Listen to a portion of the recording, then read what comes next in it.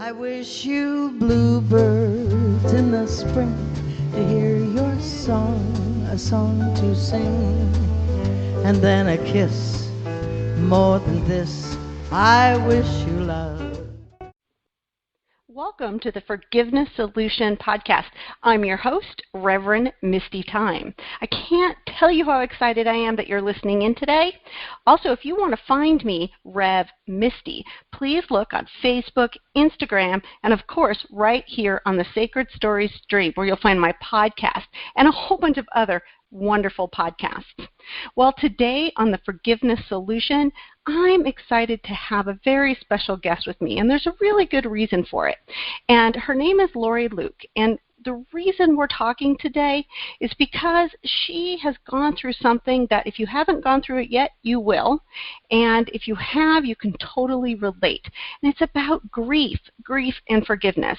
And Laurie's story is pretty unique. Laurie has been widowed twice. Yes, twice. She's lost 2 of her husbands. Such a heart-wrenching story. And she is currently working on a book entitled Lucky in Love, Unlucky in Death. How poignant is that? Well, Laurie, could you please say hello to the Forgiveness Solution audience? Hello, Forgiveness Solution audience, and thank you, Misty, for this opportunity to share my story.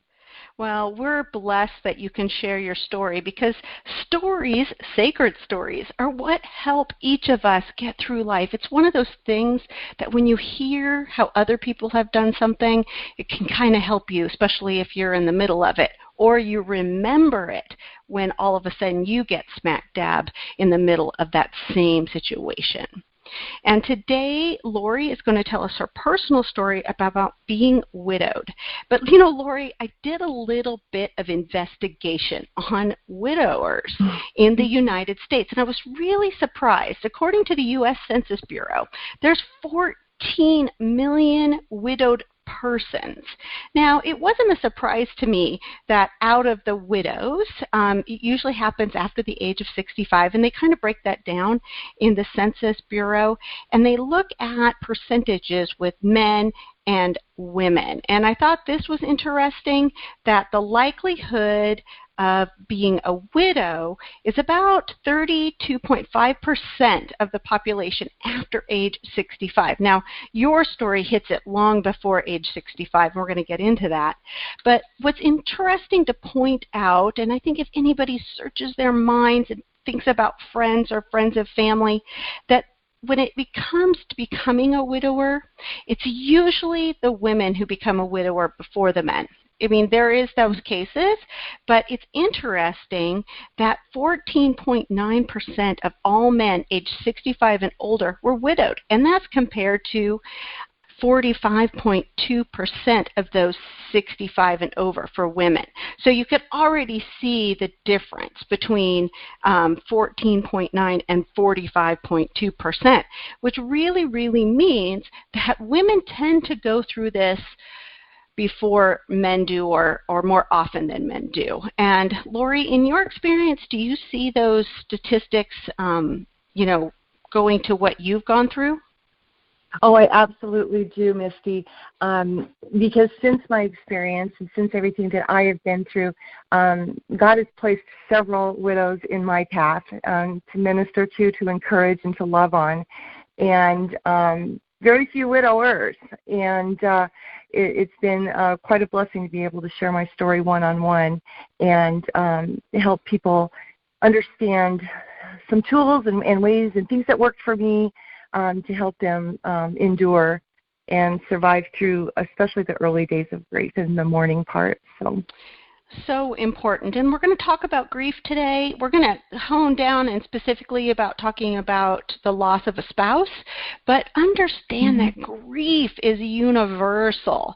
It's something that we all end up happening to us in our life somehow, whether it be a loss of a parent or a spouse, a sibling, unfortunately even a child. And so Laurie's going to give us some really good tips. One, how to talk to others that are in grief, really important because we oftentimes don't know what to say. But also if it happens to you, Laurie's going to talk about how she went through it, and I hope you can glean some little tips and tidbits. All right, Laurie, let's dig into your story. And let's talk about your first marriage and your lovely husband. Oh, my husband, Mike Luke, was born here in Meridian, Idaho, and we fell in love in 1981 and proceeded to have a lovely, happy, not perfect marriage for 27 years, pretty normal. We were bonded very early on and raised two beautiful children, Justin and Jamie, here in the Treasure Valley, and just had the normal life. I felt like I lived a pretty charmed life for 47 years. We just clicked along and did the normal day-to-day activities and raised our kids and were involved in our community and our church.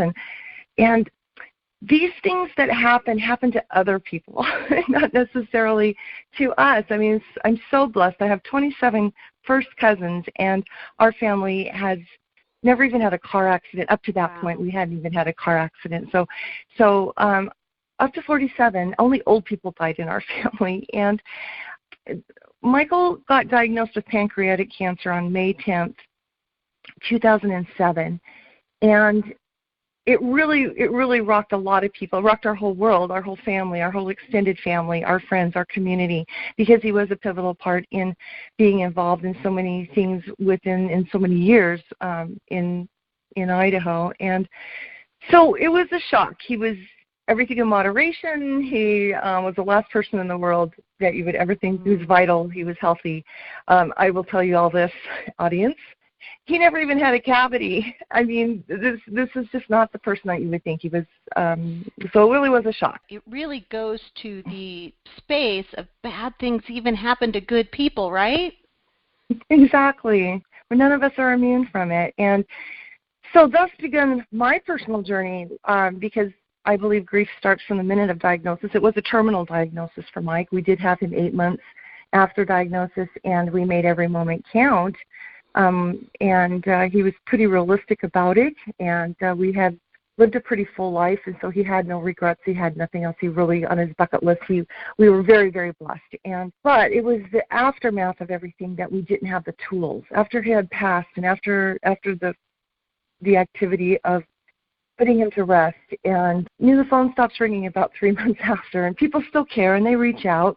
They do, but it was just me diving into resources, because I'm a firm believer that knowledge is power, and wasn't finding what I needed within our culture of what I needed to find that roadmap to my healing. And so I just started reading everything. Laurie, you said something very specific, and I think we should bring this point up. We shouldn't graze over that, is that this isn't something that you had been taught how to deal with, and you were later on in your life when you unfortunately got what I call initiated into the grief club, right? Right. And right. Some people are initiated very early in their life, and some people very late. First of all, I just want to tell you how deeply sorry I am for the loss of Mike, and what a devastating time that must have been for everyone. But you brought up with the fact that right afterwards, people show up and they try to help, and they don't always say the right thing, but at least you know that they're trying to be there. And then soon, a couple months, 3 or 4 months, life continues. And it's kind of frustrating, isn't it? The world is still spinning. Isn't it not supposed to be spinning anymore because a major disaster has happened? I can remember the first time I was somewhere, whether it be a basketball game or someplace, and I heard people laughing. And I was like, how can they laugh? How can they laugh? I was so sad. Right. Life goes on, and I just remember how painful that was to hear laughter. When I was in so much pain. Yes. And so it's just a matter of trying to find resources and learning myself and seeing the change in myself and how exhausting the grief process was. And I guess, just being open to trying to find that solution. I am a woman of faith. I do have strong faith, but I was so distraught.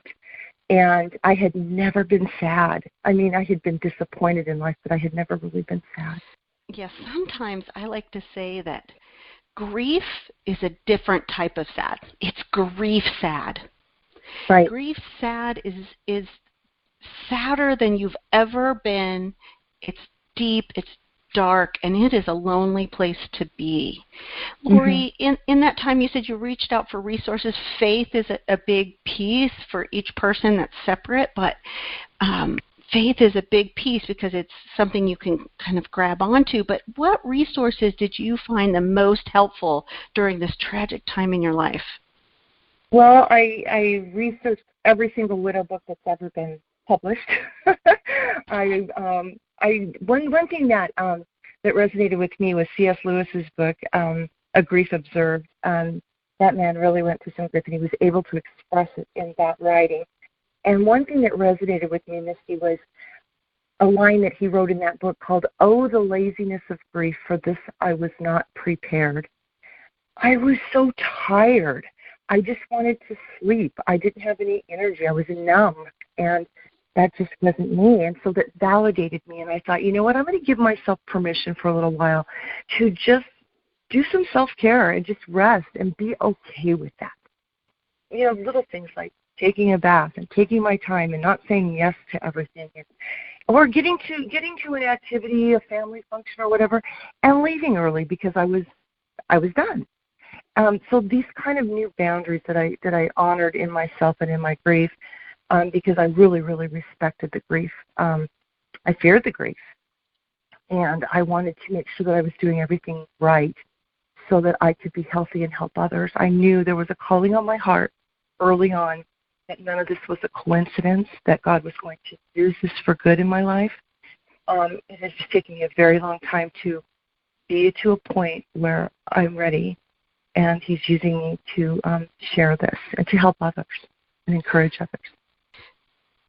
Well, Laurie, you bring up such a good point about the fact that grief is exhausting, and on top of trying to take care of yourself, you have children. How old were your children at the time their father passed? They were 23 and 25, and neither one of them had matriculated into adulthood yet. Justin was a new groom and a new getting ready to be a new father, and Jamie had just graduated with her BA from Trevecca Nazarene University. So neither one of them had really made their way yet into being settled, and there was disappointment in that, trying to be there for them, knowing that I needed Mike there, especially with Justin, to get him to the final stages of manhood and fatherhood and husbandry and all of that. I was just like, I can't do this. So I did. I reached out to the family, to the people in my family, and I was very blessed to have that support with my children, because honestly, Misty, it was the first time in my life, and this is hard for me to admit and say, but this was the first time in my life that I was not capable of being there for my kids. My grief was so deep, and that kills me still to this day. That kills me. But they were amazing, and we've moved past that. But that I'm not proud of, but it's real. Well, I just want to give you a little bit of love right around that little statement. And you said you are not proud of. I think that you should be proud of the fact that you knew that you needed to, quote, reach out, that you can then offer that to somebody else who's feeling like they can't do it all. Because, especially us moms, we want to try to do it all and take care of everybody. But when you need care, and what more of an important time in your life could you possibly need more care, is in this deep grief experience. And Laurie, right. I think so many people will gain that, know that they're not the only ones who, quote, couldn't handle it all. Well, especially us A-types. Yeah, I mean, some of us are wired that way, and it's very humbling. It's very humbling, and through that, that's what led to my surrender and to being able to get to a different level of awareness, which opened up my heart to being able to tell my story, and after those wounds healed. And it's ongoing, it's never ending, but it gets easier. It does get easier. It does get easier, and we'll talk more about grief a bit, about the fact, I mean, you hear all these different terms that grief never ends and that kind of thing. And, you know, and we'll talk more about grief and give some really good pieces. One, to say what to say to someone else who's going through the process, how to show up for them. And you mentioned that in your story, that people showed up for you. And wow, isn't that just lovely? People really want to help. They really want to show up. But you can tell me what you think about this, but I really think it's important to say, this is what I need. This is what I need. No more casseroles, please. But please, please send me a text, call me, ask me to go to dinner, but don't expect me to stay long. All of those things, and just let me sit next to you and cry. Those types of things that are usually so important in the grief process. Now, Laurie, we're going to move forward just a little bit, and again, I don't want to shortchange anything in regards to your children's grief. They just lost their father. They're in the beginning of their adult life. How crushing for them. He sounds like Mike was a wonderful father and a wonderful husband and lived a beautiful life, and you were so very thankful for that. But you kind of moved through life, and you probably started to feel a little bit of the life coming back, as in the world started turning again. And it took a very long time. I mean, I don't know what a long time is. For me, it seemed like it took a very long time because I was very patient. And I did get a little stuck. I have to say this, sometimes there's comfort in the grief. Oh, for sure. Does that make sense?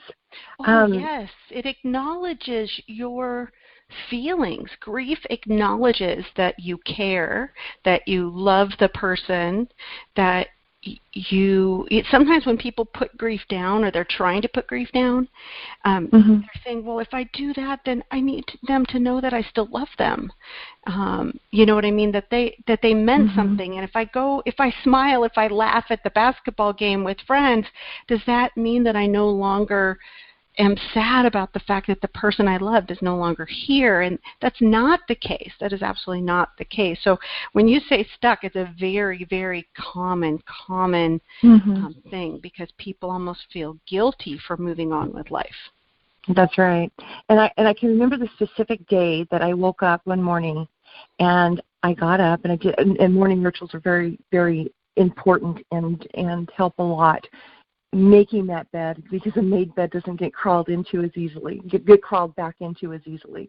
Getting your makeup on, getting dressed, having a morning appointment of some sort. Yeah, you can always cancel if you're having a bad morning. However, it's on the calendar, and that gets you up and out of bed. So those were little tricks that I used on myself. But I can remember the morning that I woke up, and I was 2.5 years after Mike had passed, and I was just tired of being sad. I remember that morning I said, you know what, I can't cry another tear. I am done being sad. So when people talk about it's a choice and all this, it does come, for me, it came in my own time. And I didn't listen to anybody else. I listened to my body, I listened to myself. But I did have a morning that I woke up and I said, I'm done being sad. And I know I turned a corner. That day. And I was a different awareness came to me. And that's when I was able to start moving forward. Wow, that's really a poignant moment. Oh, thank you for sharing with that, because I think that you've given us 3 really good tips on how to handle the grief, to rest, to reach out, and to do the regular things in life. Make the bed, put makeup on, take a shower, have appointments with your friends, do the little things. It's that moving, that keep moving through things to help yourself with grief. And then when you woke up and you had that moment, when you said you chose not to be sad anymore, I don't want to lead people to say that that's the moment you were never sad again, about the fact that that's correct. Yeah. But it was a choice at that moment to say, what's next. That's right. That's exactly what it was. And it was so freeing. And it was still some time later for me before I actually had something that sparked joy in me. It took a long time for me to actually get excited about anything and feel it, because it was so hard. But that moment I do remember thinking, you know what, enough. And that's when when I started living more intentionally. I started choosing to be more open about what I needed. And I felt like part of that time, during that time, that I was on the defense, like explaining my behavior for the past 2 years, like where I had been and all, which people don't care. They didn't, they were just loving me. And, but I had some guilt there because I had, and that's ego. Sometimes we do have to get over ourselves. So I own it, and it's been quite a journey. Well, let's go a little bit more on your journey. You found love again. You found love again. Your second husband. Oh, my sweet man, Richard. Oh, my gosh. Yes. Richard. Yeah. Richard. You found love again. And I did. That is so beautiful. And tell me a little bit about Richard.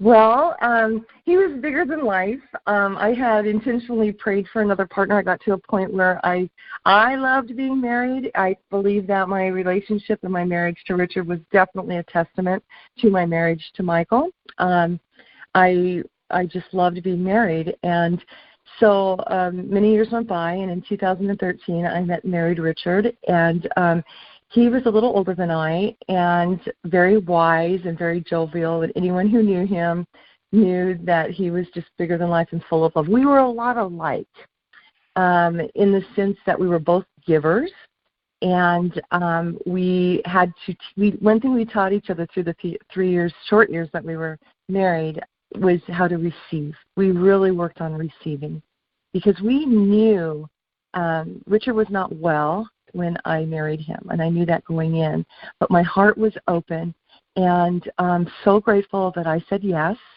It was a privilege. I wound up being his caregiver for the last year of his life, and I could have no way been able to handle that had I not done caregiving for Mike. I am not a nurse by nature, and I don't know. I can't explain it, but everything that happened everything that happened to me led to where God was going to use me in Richard's life as his wife. And it was short. It was beautiful. It was a privilege for me. And he had never had a large extended family, and so my family loved on him, and it was our privilege. Well, again, another big loss in your life, but I think you set that up just beautifully to say that what you had gone through gave you the ability to love again and love on someone that you knew was not going to be with us for a very long time. And what a joy you are. And I can't believe that you went through this again. Let me ask you one very poignant question, and please be honest as you can with the Forgiveness Solution listeners, because I know I've asked this question. Did you ever look up and go, God, why me? That is a very, very good question, Misty. I have asked myself. I never really did do that. I just know that he loves us so much, and I didn't ever question that. I knew there was a reason, and I never doubted it. I can't explain that. I should be really, really mad. I should be really scared, but I find peace in that, and staying outside of myself by nature. I have positivity. I have communication in my top 5. I'm very blessed with having been born with that kind of a personality. However, it doesn't mean that the pain wasn't there. But no, I didn't. A testament to your strength and your faith. Yeah. Especially just having such tragedy happen, and it's like being struck with lightning a little bit, isn't it? It's like you're going through your day and everything seems just fine, and all of a sudden lightning just strikes, and you're... Well, my whole entire world changed. My whole entire world changed. And within 18 months, the kids had gone back to school, and here I sat. And it gave me a lot of time to have some soul searching and some time with God and really try to figure out, I was lost. I had an identity crisis, and that's who I relied upon. And that's very interesting to say that and you the had people an identity that crisis. I did. And the people that he put in my path that he used. That's why I just think it's so important to encourage one another, to keep your hearts open so that you aren't blocking the blessings to others. And that's my quest, is just to be the hands and feet, and because you're not alone. People who are grieving are not alone. And still have rough days, still have my times, those certain dates and all, but I don't know, I just encourage people while we're living to try and really be aware of to where you don't have regrets.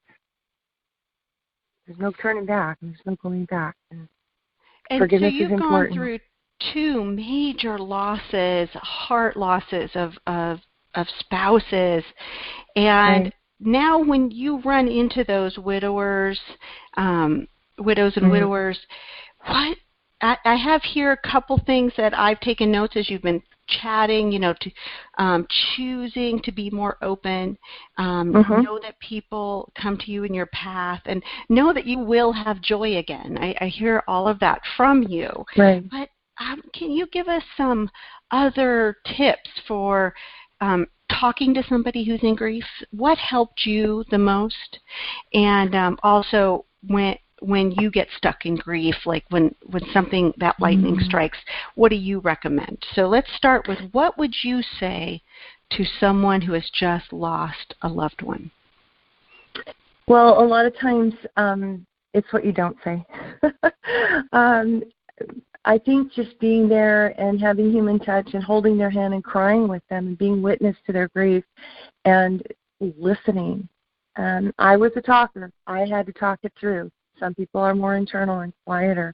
But I just think sometimes just being still and being quiet with them. But as far as encouraging words, there aren't a whole lot of words, but consistency. I had people that were consistent with sending cards no matter what. They just kept sending cards for years. Still get cards. And, there's all different ways that you can do. That's a beautiful tip, to send a card, because sometimes we don't want to call. We're afraid we're intruding, but we want the person to know, right? So get yourself, I mean, really, truly, get yourself a stack of cards and send them. Send them with a little heartfelt note, because they can read that over and over again, right? I save every single one of them. I save every single one of them. And then as far as your other question was, what do I do today when I have those days? Mike's birthday was the 13th of November, last Monday. And I didn't do a lot of anticipation. This is our 10th anniversary of Mike's passing this year. December 15th will be. And I didn't do a lot. I used to anticipate the dates and oh my gosh, I've got to prepare because I'm going to be a mess. But this year it's like, okay, Mike's birthday's coming. And I just planned a really gentle day for myself that day. I read. I slept in. I just had a me day on Monday. And I thought about him and I journaled, but I didn't plan anything really crazy or busy that day. I just thought, I went up to the cemetery. I honored him, but I was just really intentional about making it easy. I didn't plan anything crazy that day, So those are things I do when I get stuck or I anticipate a stuck day, is I just remember, make sure you're rested, make sure you have a fun lunch with a friend, or reach out. And I have great friends. Holidays are tough, aren't they? Holidays are tough. The worst. And birthdays and anniversaries of the death, it's one of those things our mind kind of makes a check mark, like this is the day. Not just our mind, Misty, our subconscious.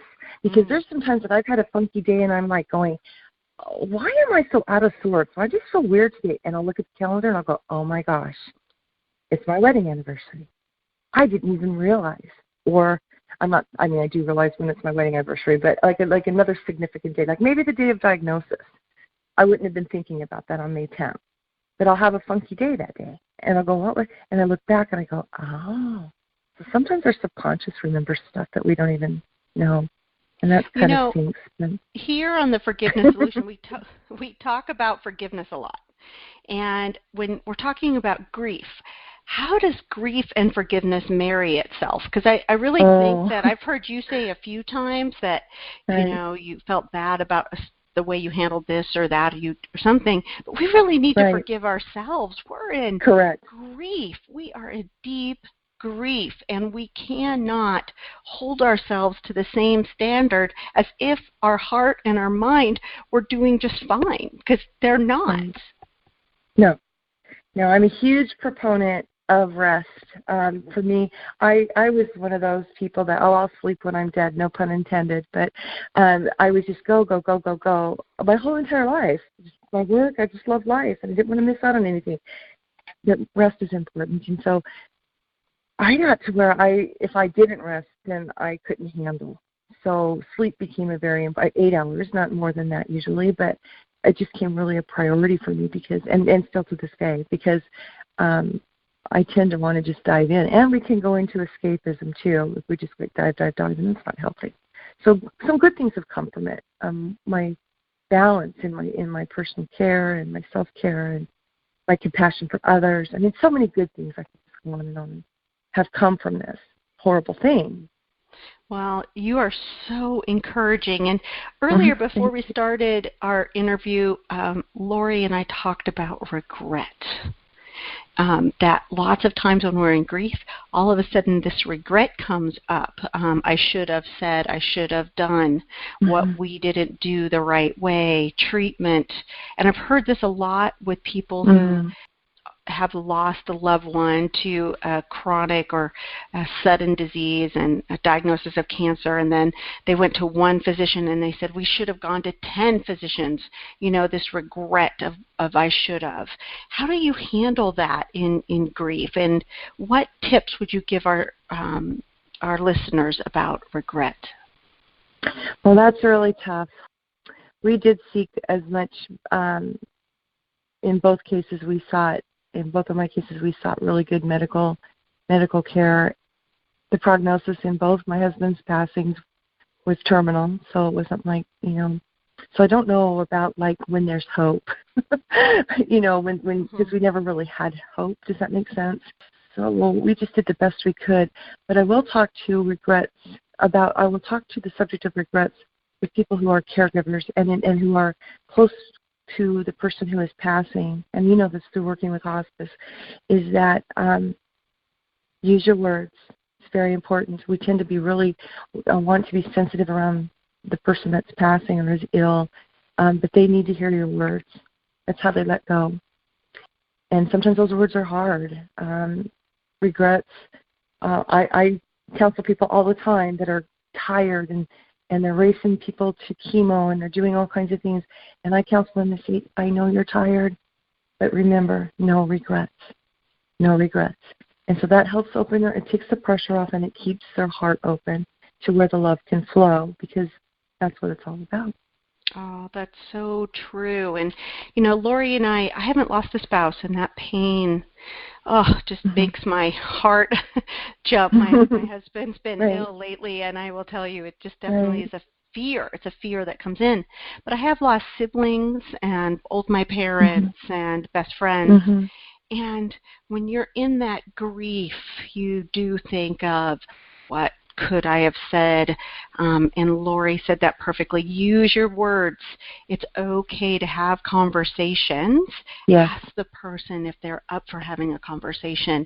And that way, there's nothing left on the table. Like, it's all out there. And there's one thing I know that I have major comfort in regards to my adopted father. When he passed, we were able to have some conversations that I would have never had he not been knowingly, like, I knew he was dying.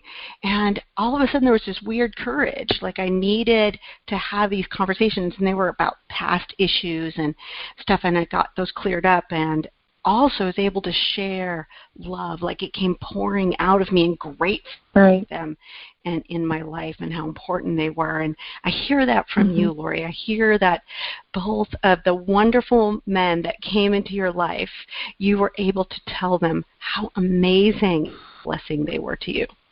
Well, and by leading that conversation, especially sometimes guys can't find the words, by leading that conversation for my husband, I was also blessed with being able to hear their words. And it made it easier for them. And those are the words that ring in my head now.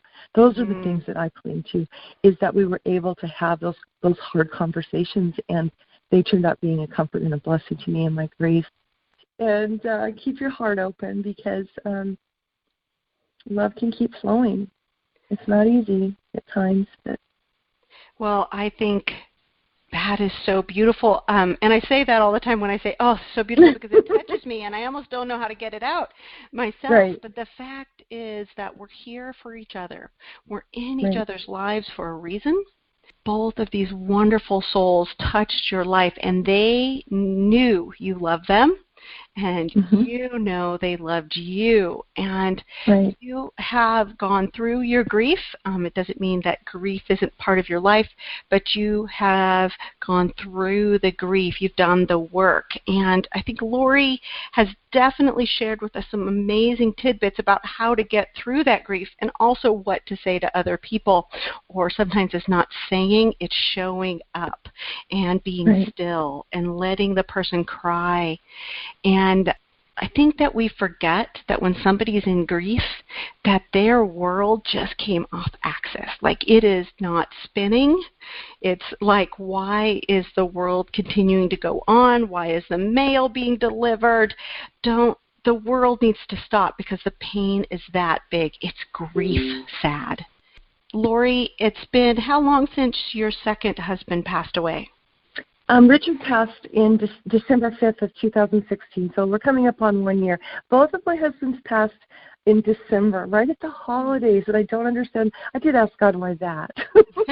but I'm always determined to make that a special time of year, as special as, just extra special for them. And I know that they're both thought of a lot during this time of year, so. And at this time of year, there's some actual little things that you can do to help yourself feel better during the holidays, and not forgetting the loved ones. So you can light a candle. You can put their picture up next to the Christmas tree. You can, there's some beautiful walks through the cancer organizations that you can do, and you can put out a special decoration that you knew was theirs, something that honors them and celebrates the season, so that people know that your heart might be breaking just a little bit, but you are trying to find room for joy. And I always encourage people to speak of their lost loved ones. My granddaughters never met their granddaddy, but I'll tell you what, they know who Grandpa Mike is. Right, and it's true, actually. My youngest son has never met his grandfather, and he knew my mother, and she's been 3 years now, and he saves a little, bring me tearful, a little, my mom, this little thing of pennies, like, you put your change in, and he keeps that by his bed. He goes, well, those were Grandma B's pennies. And those little reminders that keep them close to our heart. And also we smile a little bit, right? And I'm like, yeah, that's Grandma's pennies, all right, and, we can laugh about connected. That. It keeps us connected. And that becomes a comfort. That does definitely become a comfort you can draw on those hard days. Yeah. Right. Well, also remember, we've talked a lot about widowhood, right? Because if it doesn't happen to you, which I sure everybody out there, I hope that you don't have to go through this, but you will know somebody who loses a spouse and or even a loved one. And Laurie shared with us some really great tips. I've written down so many to rest, that we need to rest, that we need to reach out, that we need to do the regular things of life. And remember, our loved one wants us to go on and be happy and joyful. They don't want to see us sad. They love us that much. And that it's okay to cry and to find those people that you can cry with. And, sometimes we get stuck. We have those days, right, Laurie? You have those days where you're stuck in grief. Acknowledge that. Don't beat yourself up over that. And then also, no regrets. So tell the person that is sitting next to you today and your friends and your family that you love them and that you're grateful for them. Also, Laurie, if somebody wanted to get a hold of you and maybe talk about what it's like to be a widow or widower, or have you come and speak, where should they get a hold of you at? Oh, it's best to get a hold of me on just email me at laurieluke@gmail.com, or I'm very active. That's Laurie. I just want to make sure we spell that right. That's Laurie? Yes, LaurieLeighlUke @gmail.com. I'm also very active, and my contact information is on Facebook. So I welcome that, and I just like to love and encourage on people and answer questions, getting my book together with republishing with Terry Lee Harrison. That'll be coming out in the spring, and that will be my launch for telling my story in a group setting and helping to encourage others, and also to educate people on the process, on what to say and what to do. Just to make it a little easier for help others. And isn't that what we're here for? How best to help others, and then love, Misty. That's where it all starts for me. Is just with a loving heart, and I've been very blessed. Well, Laurie, thank you so much for joining me here at the Forgiveness Solution podcast and sharing your heartfelt story of love and loss and recovery. And also, I do want to say I just love your title, Lucky in Love, Unlucky in Death. I think that you are lucky in love and lucky in life, and thank you so much for sharing those two beautiful human beings, Mike and Richard, with us. And again, if you want to find Laurie, you can find her at Laurie Lee Luke at Gmail, and also Laurie Luke on her Facebook. And she's a great speaker and a great advocate for people who have lost loved ones.